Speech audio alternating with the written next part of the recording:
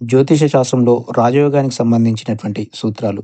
మొదటి సూత్రం, కేంద్రాధిపతులు, త్రికోణాధిపతులు కలిసి ఏ భావంలో ఉన్నప్పుడు, ఆ భావం ఆ వ్యక్తి యొక్క జీవితంలో సంతోషకరమైనటువంటి విషయాలను అందిస్తుంది. రెండవ సూత్రం, మనకున్నటువంటి 4 కేంద్రాలలో అనగా 1, 4, 7, 10 కేంద్ర స్థానాలలో 10వ స్థానం అనేది చాలా సంతోషకరమైనటువంటి అంశాలను అందిస్తుంది. మూడవ సూత్రం, త్రికోణాలలో అంటే 1, 5, 9 ఏవైతే స్థానాలున్నాయో, ఈ స్థానాలలో 9వ స్థానం మరియు 5వ స్థానం వ్యక్తి యొక్క జీవితంలో ఆనందాన్ని, సంతోషాన్ని అందిస్తుంది.